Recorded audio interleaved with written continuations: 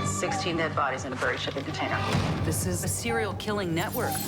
To solve this case, we need all eyes on this. Let's get to work. This is the biggest case we've ever had. If there's something to find, my people will find it. I have never stopped trusting my team. We're just getting started.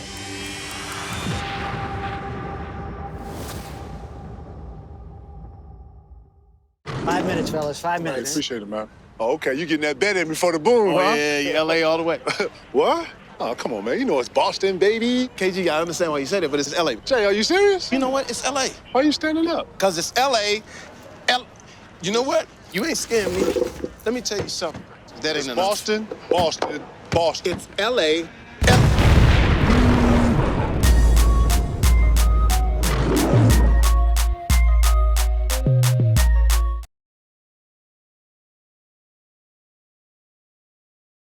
Rachel, thank you for being here today. Seriously. Kidding? I would go anywhere. Kevin Garnett says jump. Oh, It's just stop. like, where are we going? Stop. Where are we This is- jumping off from? This is the Honeycomb Hideout. Welcome to Certified. I got my own little shindig here. I like your spin here. So I want to know right off the top, give us a grade. What is Certified? What do I need? You know I need some more pictures up here and there, but give me a grade. I know you've been to some of the best studios that you could ever see. I want more of your career played out on those walls, right? Really? Yeah, because Kevin, you have one of the most interesting journeys. You were the first one to do so much shit. You've been so many places. Basketball, I know you talk about, has taken you so many places and given you so many opportunities, right? Yeah. So I want to see that. So all right, so if we're set decorate in the next, few weeks. You know what it is, Rachel? I'm not real high on me. I'm high on like everything else. I'm influenced by other things. But people are tuning in for you. I got some news for you. I don't want to tip anything off for you. I don't want to spill any secrets. People are watching because of you. Oh, I just didn't want You're to put very the good, KG head know. over here. I don't want to put the anything's possible. It's like heartbeat. Right. But everything else, I know you've been in some great places there. I'm telling you, we need some more just KG through the years. Some great big, I would blow up a bunch of photos of you, like McDonald's All-American stuff, like from back then. I like your recommendations. You think I'm lying? I'm gonna take some No, of this I'm in telling effect. you. I ain't gonna go 4 kg, but I know exactly where I'm going with that. Right? Some poster dunks. Something like that. What was your favorite poster growing up?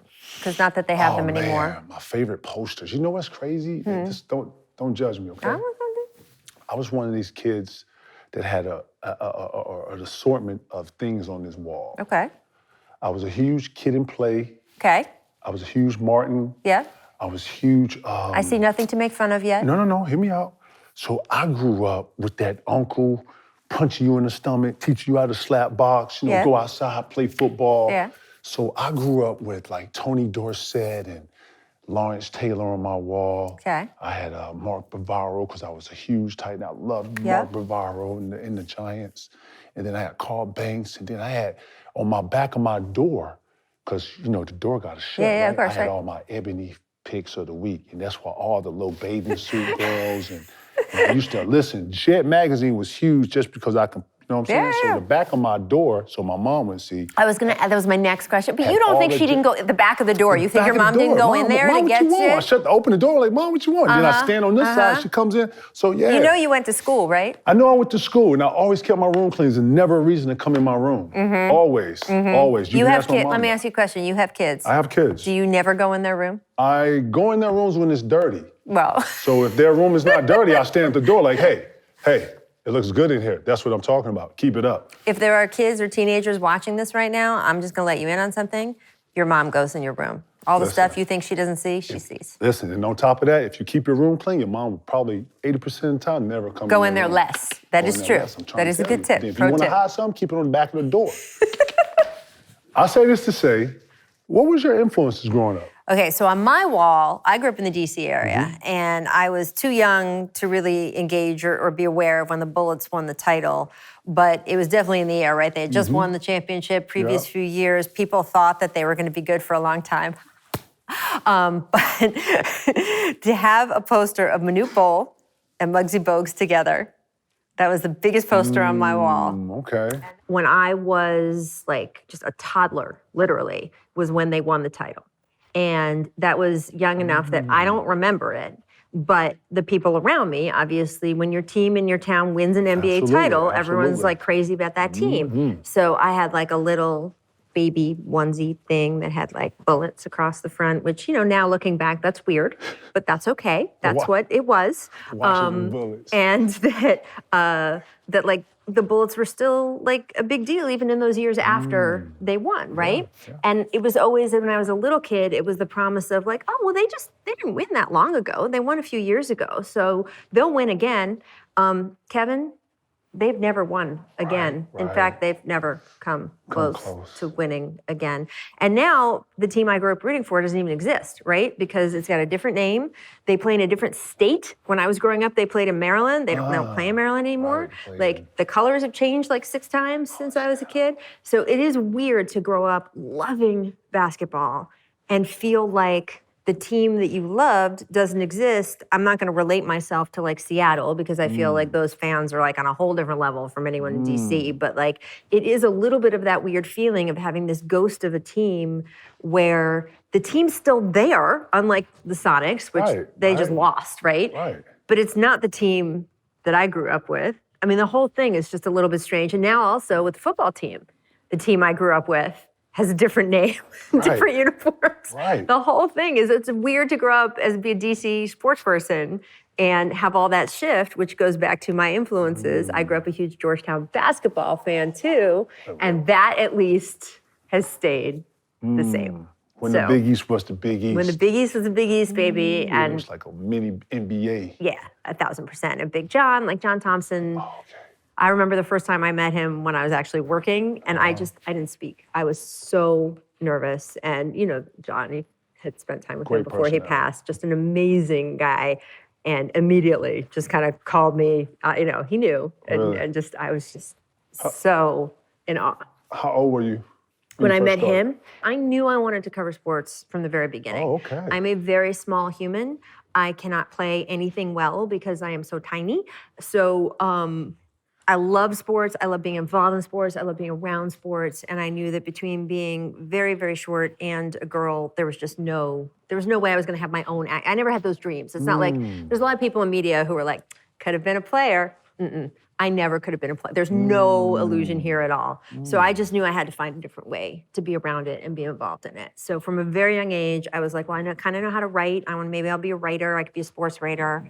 And when I was just a teenager, I started interning. I was an intern at USA Today because in the DC area is where they're based. So I did that. I went to college at Northwestern University in Chicago, and I started stringing for people because I went to college in the 90s when the Bulls, I don't know if you heard, they were really good back then. Really good. Yeah. So Michael Jordan's second stint with the Bulls, that second three-peat, I was doing as a college stringer, which means that I would go and I would get like literally, I think, $25 or $30 a story. And I would take the L train to the arena and I would cover the game. And then I would write my little story and I would send it off to different newspapers. And I would get $25 for each newspaper to be their person there. Because that way they wouldn't have to pay to travel someone and do all that stuff. And for me, it was amazing because I was 19 years old and getting to cover Michael Jordan and Scottie Pippen and Steve Kerr and all of that stuff. And I think that's where I first learned to sort of speak up for myself and do all of that. And it was a little bit because of Michael, because kind of like with John, I got in the locker room the first time, a few times, even just at the practice facility. And I didn't say anything because, I felt like so out of place, That's right? Crazy. I was just this young person and I just sort of taking my notes. And like maybe the fourth time I was at the Berto, remember the Berto Center where the Bulls used to practice? And Michael just, like in the group of, 15 reporters, writers, he was like, he's like, do you speak? And yes. And he goes, well, why aren't you asking questions? You just freeloading here? What are you doing? And I was like, okay. So found my voice, asked my question. And to his credit, and all those guys, I will say, because I've been around teams that were not so welcoming to young women or people who are new, he answered me really thoroughly. And he was like, that's a good question. And ever since like that moment, covering that team, that gave me a lot of confidence to just sort of be like, okay, if I'm gonna be here, I better show up. Get a great offer courtesy of KG Certified and BetMGM, the king of sportsbooks. Sign up using bonus code KG1000 and your first bet is risk-free, up to $1,000. The BetMGM parlay specials, daily odds boosts, fan-friendly promos make it the best place to bet on all your favorite sports, for real. Download the BetMGM app today or go to betmgm.com and enter bonus code KG1000 and place your first bet risk-free up to $1,000. Yes, I said it, $1,000. Nothing beats a W at BetMGM.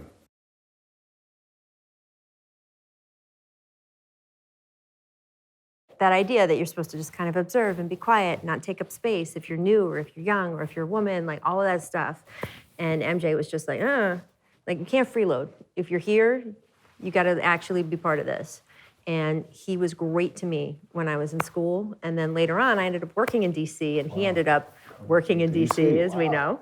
So I got to cover him a second time when we were there. So that was a great couple early starts for me to kind of give me that push into being who I would turn out to be. And to gather that second skin, how much do you refer to that when you go into a nervous situation? I think about that kind of stuff a lot, and just, look, you've experienced this in a million different ways. I think I have some kinship with some athletes on this respect. How many times have you been in a situation, I know this has not happened to you in 20 years, but when you were younger, where you knew people weren't that crazy about the idea that you were there? Yeah, it's like my first year in Minnesota. Right? Yeah. Right? Absolutely. And you learn, you either sink or swim, right? You learn, you find your way. Right? You find your way, And a little finesse, a little bit of this, and you figure it out. Yeah, absolutely. And so once you kind of learn to do that, and with me, it was being so different from everyone who was around me. There were other women who were around, but there weren't a lot of them. Facts. And they didn't have that confidence. It wasn't the way. I mean, you remember when you first started out, how many women did you see? Not a lot. It was a lady I remember consistently in Sacramento. She was, Eileen? I guess she was, she was always the beat writer. I can't recall. I think it was maybe one in Miami that I can't recall her name, but Spanish lady. And I just remember because she used to always be on the side and always kind of do this little thing and you could never see her face or something, right? One thing that stands out with you is that and I call it a hybrid too. Yeah. I like to think that you actually created your own square and you stood on it. And what I remember about you is your confidence. It would be like 200 mics right here or like 15, 20 mics right here. And all you see is just this little head bopping around. You come around and you get right in the middle, Rachel, and you just boom. And you ask your stuff. What, is this what you're talking about? This is what you got from that? Because every time I saw you, you did that. Well, because it was a couple things, right? It was learning early from that MJ thing of, hey, no freeloading. Like you're here. And search be yourself. here, right? And then also just adaptability and necessity, man. I am, again, small human. So if I stood in the back, if I stood on the side, if I didn't weave my way through to get to where I could actually see you and connect with you and ask you a question eye to eye and face to face, I would never get anything done because I would just be that little voice in the background going like this. So, It's not her voice, by the way. It's not her that's voice. not. So yeah, and also just life is short, and if people, like go do the shit you want to do. Facts. And I think early on too, watching you guys. Being around sports, it's not just what I happen to do, it is the fabric of how I do what I do. So watching you guys, you get your shot when you first start playing, right? As a rookie or whatever it is. If you don't go in and take the minutes you've got on the court, you're not getting more. And I think that having that be what I talked about and worked with every day and wrote about every day made me act more like, hey, I need to take my shot when I get it. I need to be able to do this kind of thing. And I learned from you guys. Wow. Where do you get your competitive spirit from? Again, just being a little, being a little smaller, being a little bit of the person that wasn't expected to be here. As I said, when I started, I did start really young. So even I would be a high schooler with college students, or I'd be a college student with 20-somethings, or that kind of thing. And then being a girl, I mean, I cannot explain how different it is now from what it used to be. I'm so lucky I didn't have to be the first. I can't even imagine the women who came before me, because we are talking about, the Leslie Visors of the world and people who, Christine Brennan, who, literally were the only one they ever saw who looked like them. But there wasn't a lot who looked like me. I used to, every every NBA game have to argue with the security guard on the way in. Every NBA game have to like talk to the usher.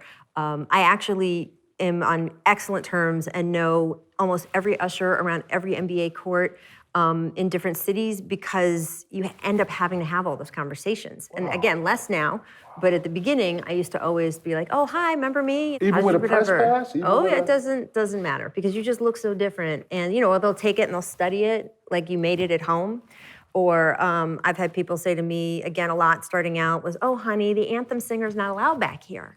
Like a lot of that stuff. And so you get fucking scrappy, Kevin, right? When you're just to get to go to work. I'm up here listening right? to this like, what? But just to get to go to work. And there were times, look, I loved covering your teams. You know how much, I mean, I covered your Celtics teams. Like, that was my assignment for years for SportsCenter, and I loved it. There were times you guys didn't want me around.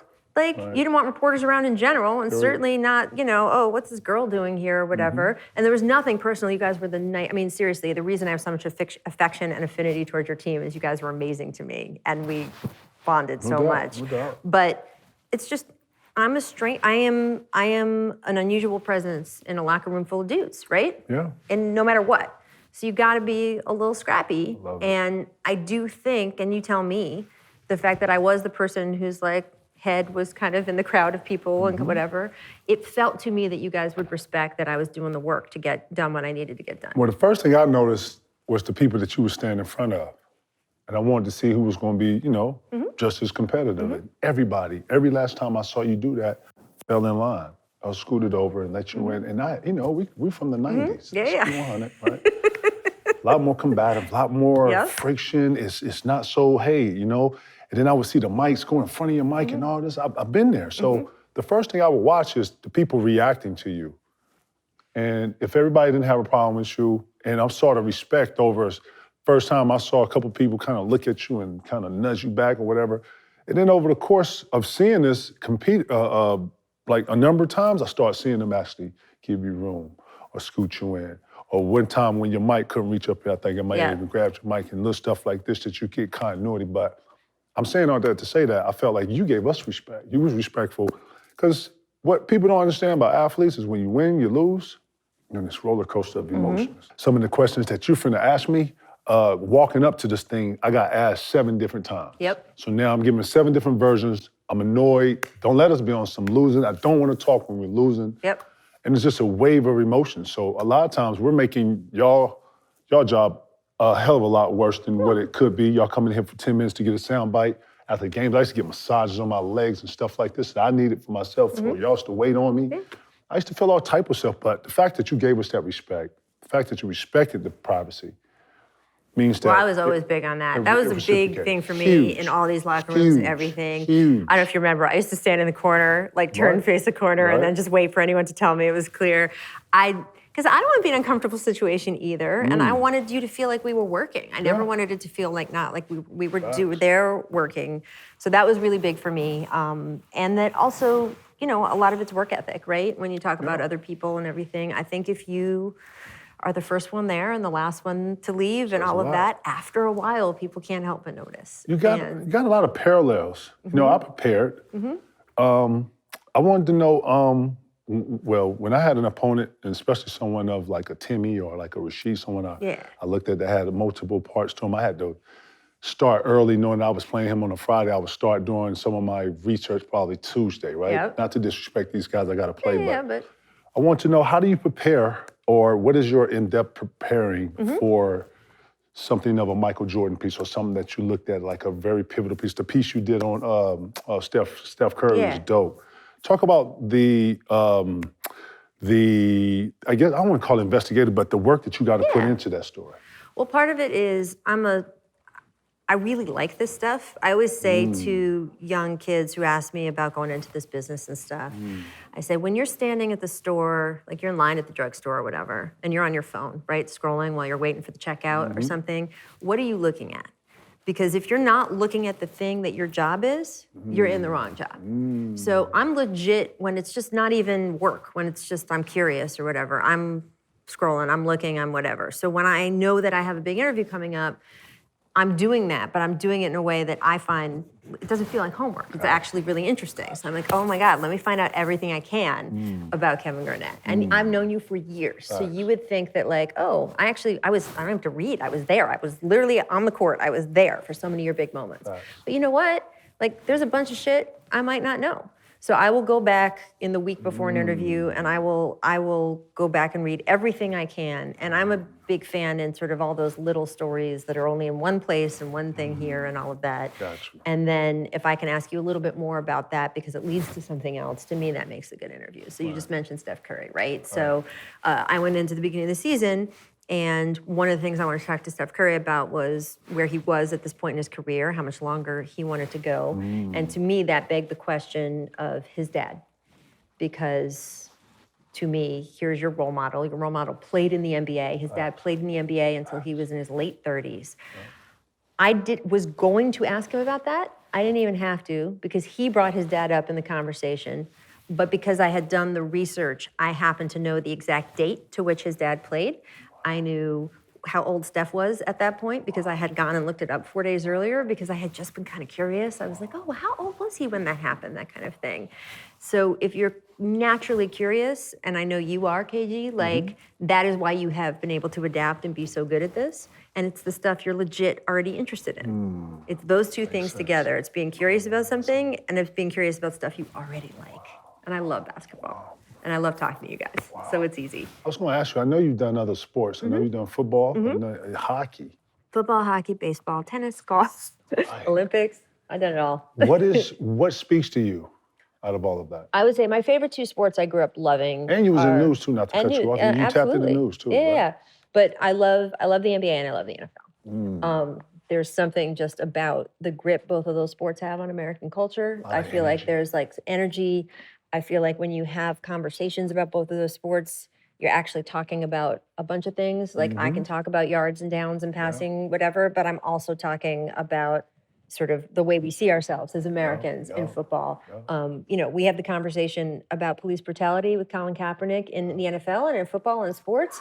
What, 3 years before anyone was having it in America about George Floyd? There's so many things that meet in American culture in football and basketball because they're so popular that we get to sort of work out because it's in those sports. They're also really fun sports, so I like that. Basketball in particular, though, I think I have fallen even more in love with because of the physical nature of we're all just sitting right around that court. There's no equipment. You get to just see everybody. I saw your face when you made that dunk and it is fucking electric, right? Like it's not behind the mask and the whole thing. And then the personalities in the NBA, there's no other sport that does what the basketball in the league has gotten to do, which is build out these guys and let them be themselves. And you can have, you know, heroes and villains and like, you know, the kid who's sitting in San Antonio, his hero is a different guy than the guy who comes in whose his hero is. And then they clash it out on the court and you don't know how that story is going to go. It's all happening in front of you. It wasn't decided like in a movie.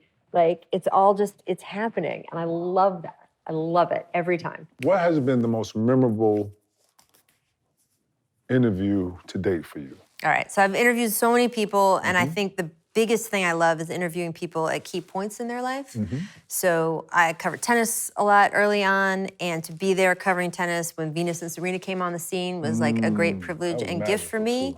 And to be able to sit down, I think, we look back, both Serena and I aren't sure, but we think that I did her first big TV interview. Say word. And to get to do that at that moment in her life, and then, you know, we still have a great working relationship to this day to be able to say, okay, I was there at the beginning. With Michael Jordan, I interviewed him at a couple key points in his life, but to do his first big interview when he started owning the team in Charlotte, and to know that like that was such a seminal, important moment in his journey. So those are the ones that mean the most to me.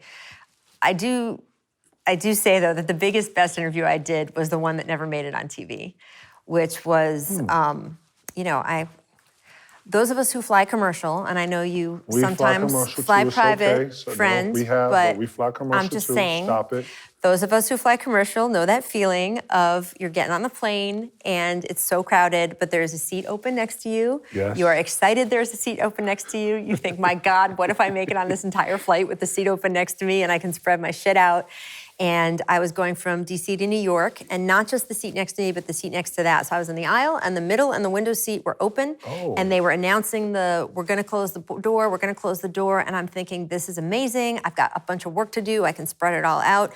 Nobody else get on the plane. And I just remember saying over and over to myself, nobody get on the plane, nobody get on the plane. You're manifesting that. I am trying to, and they didn't close the doors. And I was like, come on, guys, it's time. 20 minutes, they're holding the doors open. And the people who walked on the plane finally was Muhammad Ali and his wife. And they ushered them right down to sit next to me. And I was sitting there dumbfounded at first, but I introduced myself and we started talking, and he obviously was more limited in talking at that point because of the Parkinson's, but he was very communicative and chatty, and his wife kept jumping in there with kind of translating and stuff, and it was amazing. It was almost an hour of one of the best sports conversations I've ever had with one of the most iconic people I have ever met.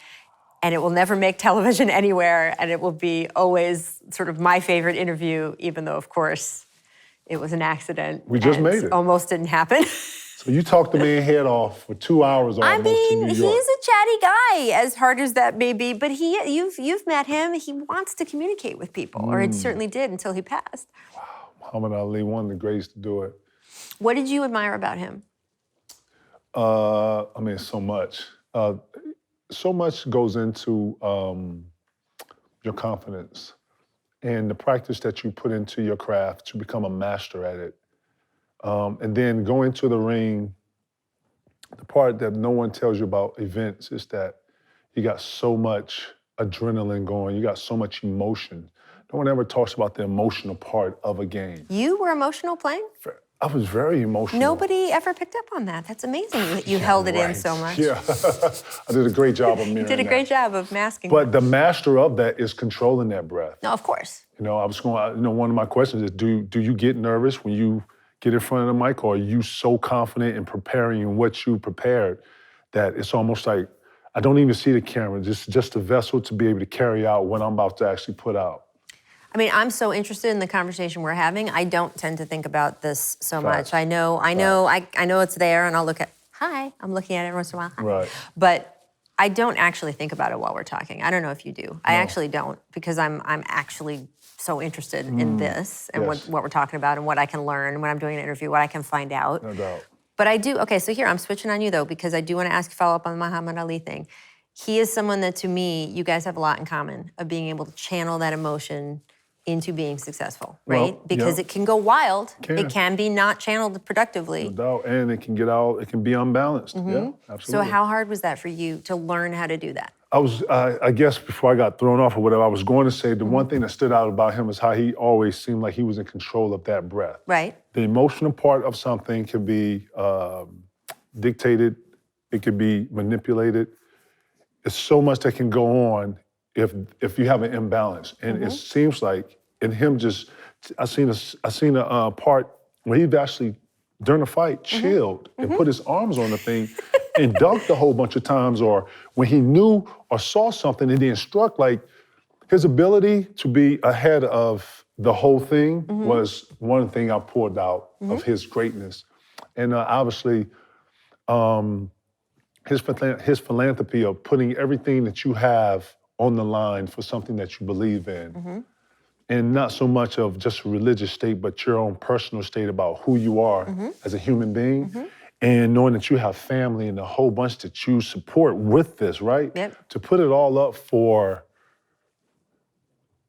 non-speculative and just be in a box and be the first to be kind of the GOAT, or to be the scapegoat for all of this that's going on. For his beliefs, Man, they put that all on him. Not only that, but cut out his lights and really, really pushed him mentally to where you had to be mentally strong to be able to go through that. And I would take a lot of pride in going into hostile places to play and having a sharpness and having a vision to block it all out. And like you say, not even see the camera, but see what I'm here and see what I'm here to do, and see what I'm destined to be in this situation. Like I'm going like this a little bit, but from an athlete, no one teaches you that. You have to actually be on the ground to learn that And to master that is a whole nother lesson. How much do people try to use your emotion against you? A lot. And the reason why I actually would talk sometimes was to get my energy up or to get that certain level, because once I was at a certain level of energy, I would see that I would either outwork somebody or they would get tired or they would get weathered. And that was kind of like my superpower. Yeah. So I actually looked at being energetic every night and having that and being under control as my superpower. I gotta have this every night. And and coaches used to always say to me, hey, one of your strong points is your energy level, and that's a responsibility. Think about it, you gotta have energy every night. I mean, that is hard. 82 games plus the playoffs, baby. And you know what? I should look at that as a challenge. And if it's one person that can do it, it was me, because I really, truly felt I was that. Did you have to invent stuff the way we heard MJ always talking about how he would completely make up insults and stories and stuff? No. You know what? It's so much in front of you that you can actually use all of it as inspiration. It's something that you find that irritates you about something. You know, the motherfucker haircut, or just how he looking, or, you know, that fucking bullshit ass move, or, you know, like just anything, you know, and then don't be on like a losing kick or you're not playing well, like you're really aggravated on, you know? But I was definitely motivated off of anything. I didn't care what it was. And did it take a lot out of you? That's one thing I always wondered about you, was when you went home or the next day, or if you guys had the day off, were you drained? I apologize to my friends and family in my early days. It took me probably like around 27, 28 to like mellow the fuck out, like really chill. Like Are you implying you're mellow now? Like yes, absolutely. I'm in full-on mellow mode, right? Okay. But early on, I hated losing. I still hate losing, but losing used to stay on me. Losing used to be like a smell or a funk or something. Like when I lost, and I would come home, I really wouldn't speak to many, and I had, you know, a group of people around me, and everybody knew, man, when he lost, man, go ahead and let him have his space. He needs that. But then also what people don't know is that when I turned off, I turned off. It wasn't like I was halfway in or whatever. When I turned off to sleep, when I turned off to actually reboot and kind of reset myself or whatever, I actually went into that so that when I came out of it, I can be 100% clarity, knowing I'm a man of vision. Yeah. I'm a man that prepares, and I'm a disciplined person. Yes. Things that I think you need to be successful in a profession. And those things, I sit here and say that no one tells you that though, Rachel. You have to figure all that out on your own. But that's part of what the difference is between being good and great and then elite, right? Absolutely. Is being able to do that, all that extra little nuanced shit, being able to figure out all the stuff in between. Because people will coach you on how to put a ball in a basket. Absolutely. It's not the other stuff. I actually like to think of being a hybrid. No one has an answer for your question when you're a hybrid. You have to create that. Yes. And being away from the game for a second, you kind of step back and you see what your piece was. I want to ask you, when you got a chance to step back and see it from a whole, and you saw like your strength in it, what was your strength and what you saw was lacking, or with that year that you had to see it all from a spectrum? Well, it's interesting because I started on a very conventional path, right? So I wanted to be a newspaper writer when I was a kid. I was like, great, I grew up in the DC area, the Washington Post, was a kick-ass newspaper. I had great idols of people I loved to read. Michael Wilbon, Tony Kornheiser were writing for the Washington Post when I was a kid. So I would read them and look up to them and want to be like them. It was just a great paper and a great thing to aspire to be. And I got to work there. I got to work there when I was in my 20s, and it was amazing. And At it the was Post? at the Washington Post, and I was covered beats, and I covered hockey, I covered basketball. I sort of did all the conventional stuff, and I thought that was going to be my path. Newspapers changed. This country changed. The internet changed newspapers, right? Newspapers are not what they used to be. It became very clear when I was in my 20s that actually television was much more of a path to getting to cover the stories I wanted to cover, have the opportunities I wanted, because there was more money for a budget to send me places. I mean, it was really that simple. The idea of being on television wasn't something I ever intended or wanted. It was kind of a means to an end of, well, if I want to go talk to the people I want to talk to, if I want to go to the games I want to see and be at and experience and tell these stories, I'm going to have to make a move to TV. So again, it was a little bit of a conventional path of, okay, I'm going to start out being a reporter with my microphone like this, and I'm going to do my thing.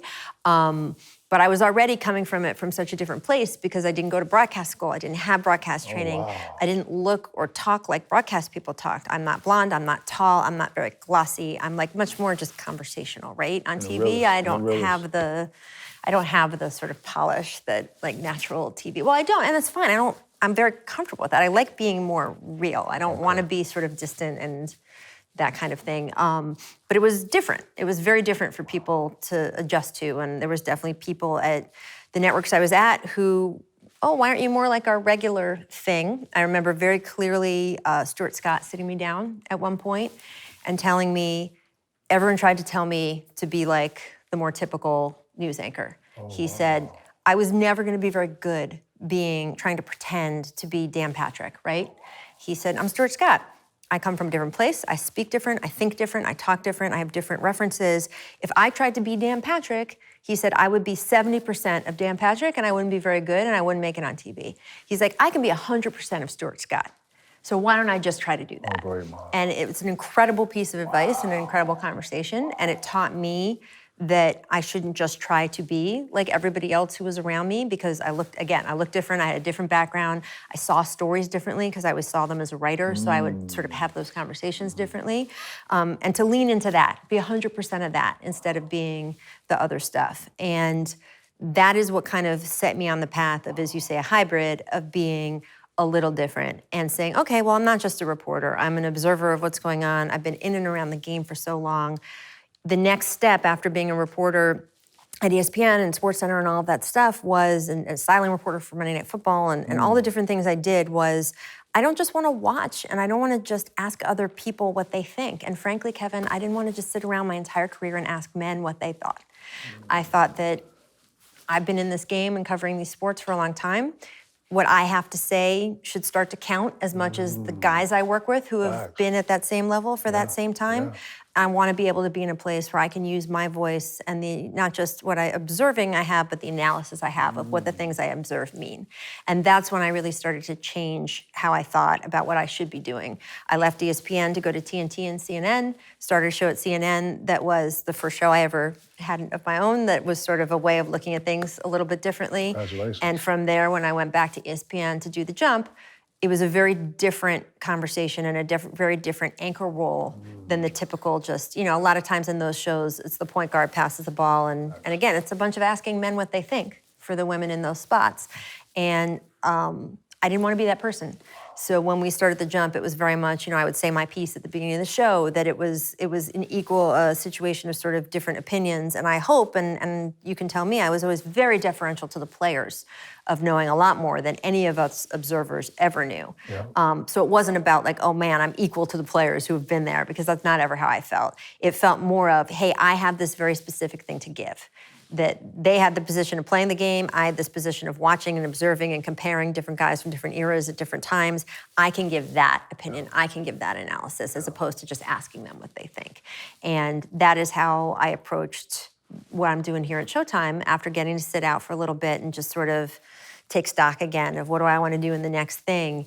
It's a little bit of what I have been doing, which is to be a voice of my own sort of analysis and opinion, a little bit of getting to ask, investigate, and kind of be curious about all these interesting people in sports that we want to be able to talk to and talk about. And then also... Just sports?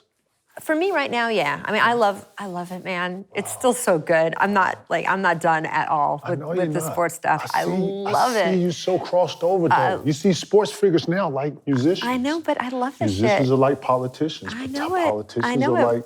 Think about the corporate America, all these CEOs that want to be personalities now and get their... I know, I don't... You cross all of it. I do, but I've done entertainment stuff, I've done news stuff, but there is nothing to me like sitting and watching and being part of this world and the games. And the thing that I have sort of wanted to add coming back and having this opportunity here, and we've been talking about this a lot off camera, is, okay, it's not just changing the game of like what you say and do on camera, it's how you're shooting it, where you're putting it. Yeah. What does it look like? Is it broken down like this? Is it like this? Is it like that? Is it going here or is it going here, here, here, and here? And what time is it on? Who gives a fuck what time it's on? Because I can call it up on my TV or my phone whenever I want to. Absolutely. So to me, that's the addition of the next step of my evolution, is trying to figure out with people like you and learn how are we gonna put these conversations out? Where should people find them? What should they look like?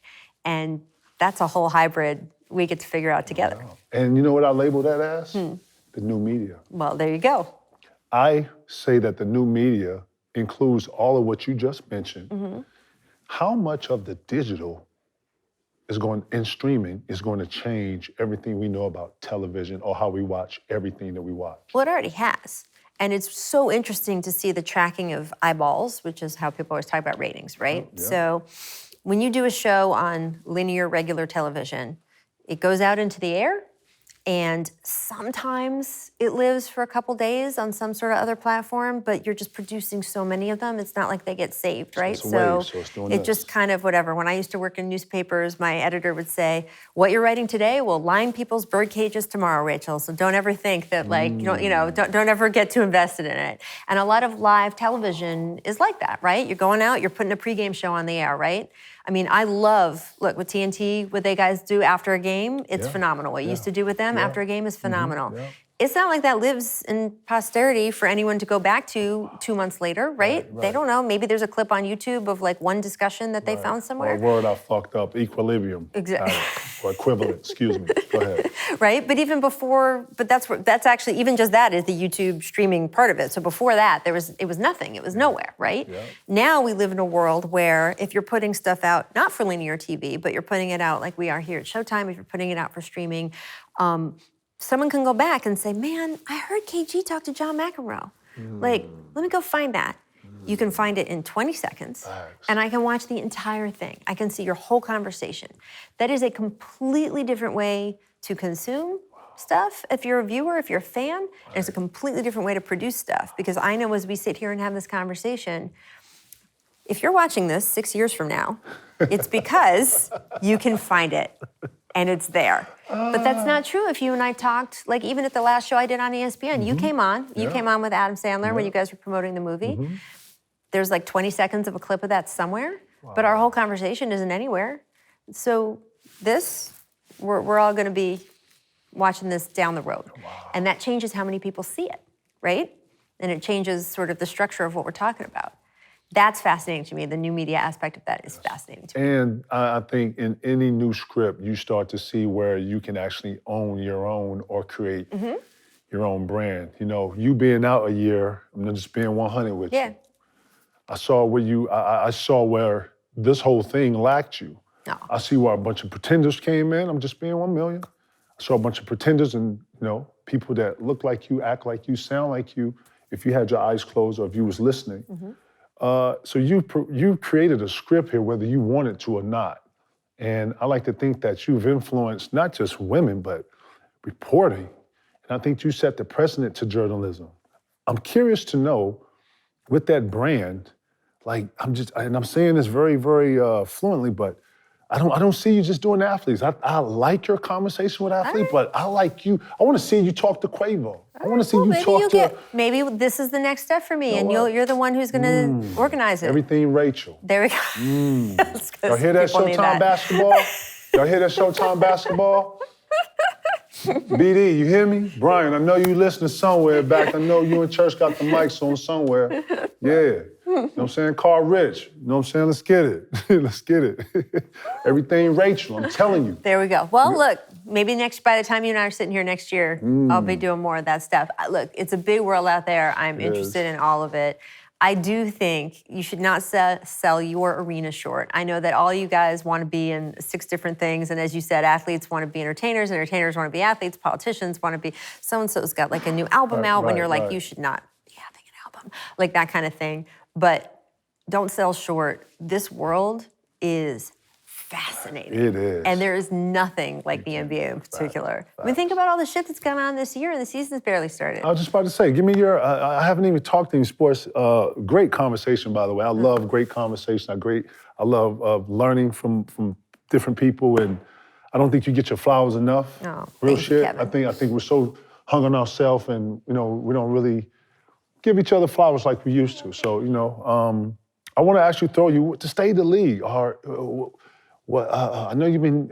Have you been following everything Yeah, that's of course. going on? Yeah, absolutely. I think we're in an interesting shift, right? So I don't think that the younger guys are quite there yet. I don't Nope. think that we have seen. Haven't given it to them We haven't yet, given right? it to yet, but Right. man, they're so close, Man, right? So I think that the Stephs and the Giannis's, they're still there. It's still their league. Mm-hmm. But I do think that we are seeing the come up of the Donovan Mitchells and like John Morant and that whole era. And when you Lucas. know, I've seen it flip over enough. That's what I was about to I've say. watched it flip from this set of guys to that set of guys to that set of guys to know we're right there. And it's fascinating to me when we're at these moments and watching these guys go through that change. And I will say this, the confidence I have in the young guys who are about to take over, I'm not sure I've ever been more confident knowing, even when they're this young, that they've got their shit together. I was just going to ask you, and then too, a lot of these players we're talking about, they have star power already. Like, I've never seen, like, I don't mean to say it like this because we've seen the waves in the league and all this, and I can remember in the 80s when they had Pat Ewing and all these great centers and stuff, right? We're going back to that, or at least it feels like, but John Morant is a star, whether you want to say that he's top or he's 4, 5, he is 6. He walks star. around like stardom. He won, I'm it. But you know why, right? I don't know why, but I'll when tell I you why. say You when wanna know handing why? it off to someone like that, you gotta have someone who's comfortable with being it. But you know why? All these guys, all of them, and Ja certainly in Luka the particular. same thing. I say Luka a little more because he's actually held the league down. He's carried that Spanish league. He came over here. He's been playing sports since he was younger. It's simpler than all that. Let me hear it. Someone has had a camera in their face since they were 3 years old. Facts. When was the first time you had a phone with a camera on it? Shit, fucking Nike, 11th grade, something. I With a played camera? baseball. With a video camera? No, No, it was not that young. No. You were in your 20s. I was grown. I Right. was in the league. Yeah. You were an adult. First time I had a camera in my face, and I was like, I was Right? Teenager. These guys, the young guys in the league, since they were babies, man. Right, I And seen so that. if you have been performing, you have your own kids. Your kids know when you when you flip that phone on, and you're like they know, they turn it on, they know what they're supposed to deliver to you. So that is the simple answer on why these guys are all ready to be stars and be a little bit more sort of to be in front of people than any of us were when we were that age. But the league's better for it, and it's also a credit, in my mind, to the Chris Paul, LeBron, Dwayne Wade generation that really professionalized kind of being an off-court star in that way. Those were the guys who it wasn't just a shoe deal. It was a shoe deal and a clothing deal and the phone deal and sort of the lifestyle brand and doing all the GQ covers and all of that stuff that wasn't really a part of the NBA player repertoire before that. So they set the tone of you can be your own business, right? And then these younger generation to have the camera and presence savvy of just having grown up in an iPhone generation and to have that be their role model, they combine this stuff. And that's the point to me that when I watch the league, beyond just the basketball, which is it's such a high level. It is. To see that generational shift happening right now in the NBA and to know that we're right there is pretty awesome. It's fun. Do you like that when David Stern had his view on the league, and it was so corporate. It was suits. It was ties. Right. Adam Silver's taking probably the opposite approach. He's letting our league be more fluent with style. For the first time, I've seen a real connect with fashion, sports, and music, and then coming back to fashion. We have a real. No, it's legit. Is that the future of this league, you think? We're not going back to corporate. No, I don't think so. I always say it's funny. I even make fun of the other reporters, journalists I work with when they're wearing the suits. I'm like, you don't work at a bank, dude. Come on. It's a sport. It should be fun. I think David Stern and that era of the NBA office did what they felt at the time was the way to get this league where it needed to be to get on television. Facts. Like, and to sell to other countries. To sell to other like China countries and all of that stuff. And again, this was before my era, but there was a time where everything would be on tape delay, right? Or that the NBA Finals wouldn't be on TV. Facts. We forget where, Yesteryear you know, was. that was was you needed that was 80. That you was needed to 1980. you needed to put the suit and the tie and whatever to get to sell to the network exec who didn't want to. They weren't ready for all of that stuff. So I have respect for why David Stern did the things he did, for where he moved the league where it was that enabled now things to be the way they are. But I like the way they are. The way that they are now is pretty. It feels real. It feels authentic. And I feel like guys can actually express themselves fully. Yeah. You know, you don't want to put too much, but I love where we are as a league. In saying that, how far have you been watching with the emergence of how every team seems to have an assistant coach that's a female? Yeah, I read the story on Zion. He said Witherspoon helped him, who's probably Shout to Witherspoon, one of the dopest people I've ever met. I and saw just her full 2 or of 3 weeks confidence. ago, and we were talking. I'm not shocked. I'm not shocked at all with this. She should be a head coach. I Should. said that all. This is my next thing. Right? How far are we from a head coach, a female head coach in our league? It's so hard to say because it's just going to take one, and then it's going to be considered sort of more equal time. But it's gonna be hard. There's female presidents of other countries now. But we don't have one. Well, but I'm saying that wave is coming. And then I say this in regards to all this: how far are we from having a female be the head of a minority group or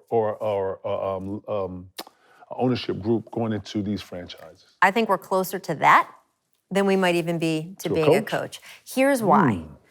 I think that risk, hiring a coach is one of the most risky things that an owner or a GM can do, right? It is you are handing billions of dollars of assets to one person. There is the public scrutiny aspect, there's the player respect aspect, there's all the stuff in a season that you can't even foresee. Steve Nash goes and coaches the Brooklyn Nets, and when they made that hire, man, they thought, we have a Hall of Famer, Steve Nash. You're not going to find like someone with at least credentials-wise, right? Who's a point guard. Right? Point guard, knew what he was doing, obviously didn't have the coaching experience. We could get back into the controversy over that and him not paying his dues in that way. But in terms of being a stellar coach and in terms of like knowing what he had to do and the players respecting him, it was all there. Didn't work at all, right? Didn't work at all. There are so many risks that come into when you hire a coach that to then put the extra layer of this person looks different, is the first, is going to have to deal with all of the constant questions about being the first. I think it is a huge, huge step, and I don't know when it's going to come, and I don't know if it's soon. I really don't. I'd like to think it's soon. I thought with the Pelicans and Teaspoon, frankly, it was a great opportunity. Although I love Willie, I love like what they've done there. So it's not like I think it didn't work out. It worked out great. But I do think that if she wasn't in line to take that job, if that risk didn't happen, it's still going to be a little. I think it will still be a little bit, but it will happen, and I can't wait for it to happen. 5 years? I just think, I think in the next 5 years. I think so. Under 5 years? We'll see. You shocked? We'll see. I hope so. I'm going to cross every finger because I think once it happens, it'll be okay. It's just that first, it's like everything else. It's that first thing. And then if she fails, we all know why. Everyone will say that she failed. And, you know, we still live in a culture where anything going on with women is just treated very different. And it's not just in sports at all. It's politically, it's everything else. So I just think the hurdle is still there. When you say, oh, there's female presidents of other countries, there are.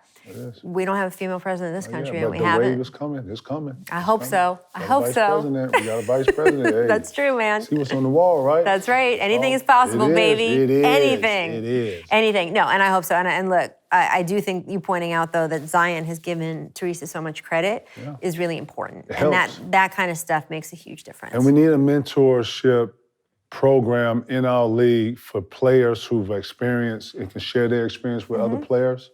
Well, they got rid of all the vets in the NBA, so. But I think, you know what, too? And this is my theory behind that. To be able to get this new wave of access to the league, the old heads had too much of a say. We had too much of a presence in here to be able to bring cameras in the locker room. Well, you didn't want any of that stuff. Well, just think about this. What are you selling here? You selling access? You know what's going on in the locker room with guys and stuff. We don't want. Who wants a camera in here? I get it. You know what I'm saying? So it was no different from having Would you put a camera in a corporate office? Would you watch? You but here's what changed. At the beginning, when you were saying, "Oh, well, we don't want a camera in here. We don't. What goes on in here is our business." That was before you guys were all filming yourselves. Now, what's changed is again with the phones. Now, what's changed is If I told, I'm trying to think of who a good example is. Who's on IG all the time, or who's on TikTok all the time? Like Paul. Paul. Okay, Paul's good. a great example. If I had come over to when you guys were with the Celtics and said to Paul, here's a video camera. I would like you to take this everywhere with you. I'd like you to have it on all the time. I would like you to have it on at home. I'd like to have it on when you're hanging out at night. I'd like you to have it on when you're drinking. I'd like you to have it on during practices.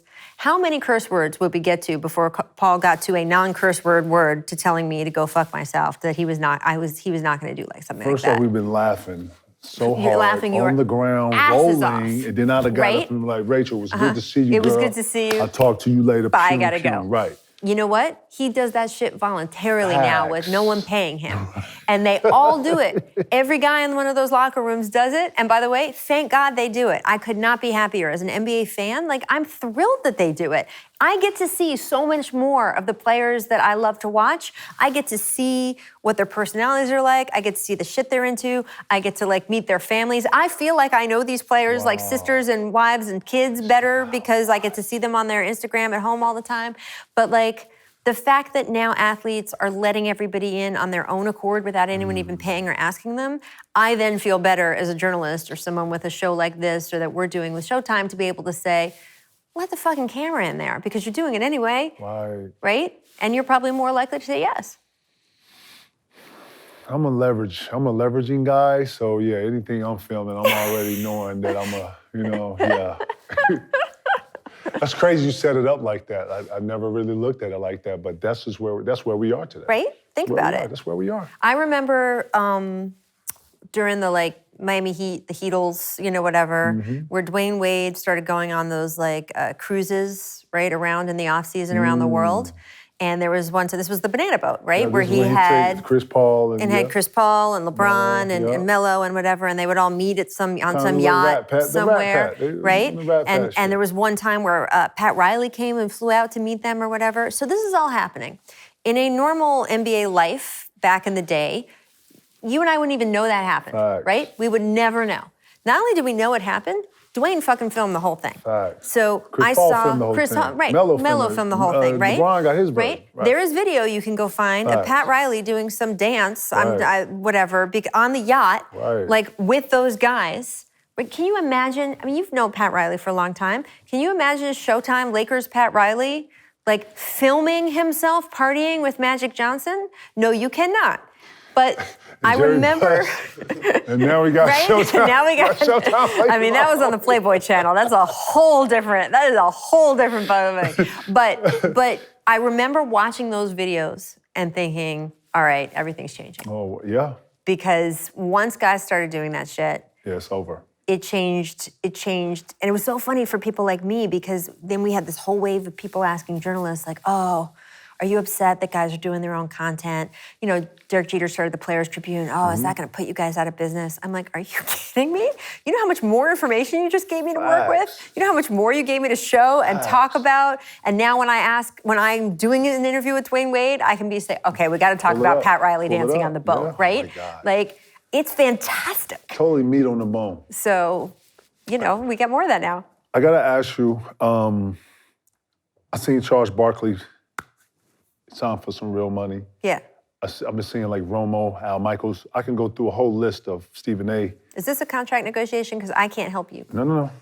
Just want to say. No. I'm new here. I know. And you're not that new. Stop it. Where I'm going but I don't with have this. access to the checkbook yet. Hear me out. It's coming. Are these signings of big salaries like this a sign of or a testament to this new TV deal that's coming up with the NBA, with the NFL and all this? Absolutely. Would you say this is a testament? 100%. It is about in a more crowded, what it's more about is in a more crowded and crowded marketplace, having the thing that's different. So anybody can start a podcast, frankly, in their basement, right? Anybody can. They can't do it with Kevin fucking Garnett. They can't do it with a guy who has been the MVP, who's been the Defensive Player of the Year, who's been an All-Star 100 times. I'm just rounding up for you. Who has been in the Hall of Fame, who has that orange jacket at home. So signing you is the thing that makes things stand out for Showtime versus just two guys sitting around, right? Same thing with Tony Romo. Same thing with Charles Barkley. It's what makes TNT's programming different, right? We all know that. And we know because people have tried to imitate what TNT does.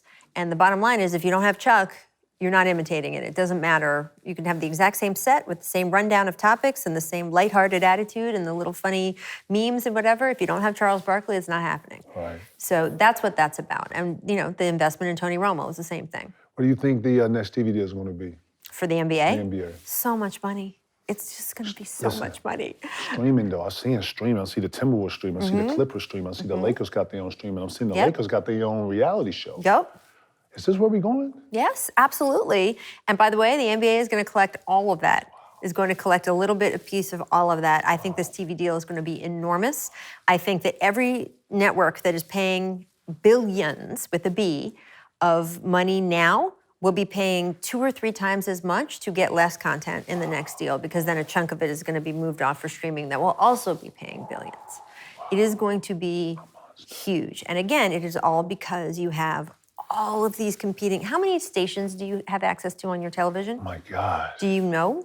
Because it's in the hundreds, right? Right? You have this plus and that plus and this that's streaming, whatever right. and that's streaming. And by the way, I have DirecTV because I still have it for all the sports I watch. Right. So, you know, I've got 694 channels on DirecTV and you got the whatever, and then you got to turn on my YouTube app and I've got all the YouTube stuff. You got to stand out in all of that. And that is where that money comes from. And then, of course, what's great about the NBA is a higher percentage of it goes back to the players than in any other major American sports league. And that's pretty amazing. And we haven't even tapped into Web3 yet. We ain't threw on the goggles and sat at the court and watched it. I haven't used my avatar to actually... I was going to say, are you in the metaverse? Do we have to have a discussion? I understand the metaverse. Okay. You know, now .com, I missed my way with 2.0. This is 3.0. I'm totally embedded. I know, I kind of understand it because I'm a gamer, or at least I think I am, right? I understand it a little bit, and I see where the wave is going. It's finna be where you throw the goggles on, we sit here, and now we're sitting at the Warriors game, high-fiving and watching the game now, right? Well, not just that, but in here. Right. So we could have someone walk in here while we're talking, ask us a question, sit down, that kind of shit. That's what we have. Yeah. I was gonna ask you, what's next for you? I mean, this is pretty fun. I'm just getting started here. Everything Rachel. Yeah. Apparently I have a new television show produced by Kevin Garnett. So that's Everything it. Rachel. There you go. Boom. Done. That's what's next for me. That's where I'm leaving here and we're going to get started on. Let's get it. When you think of a generosity moment, what comes to? Nothing too deep, but what comes to mind? Okay, in all seriousness, what's been going on here these last couple months, right? I came into this new place. So. You guys already had your setup. You've been here a while. Paul Pierce has been here a while. Stack, Matt, Tracy McGrady doing his thing in Texas, Allen Iverson doing his thing. You guys were all part of that Showtime family, and you have welcomed me so openly and genuinely and been true to our history together. That is one of the most generous things I've experienced in a long time, and I'm very grateful. Up, man. That's what's up. Cheers to y'all. Y'all see that? Rachel got more than me, too. I mean, you know. Man, I want to thank Rachel for coming through Certified. Thank you very much, man. Okay, next time I'm here, I want the big blown up KG photos. We're going to talk about that. We got to get the blow-ups for Rachel next time. But thank you, seriously.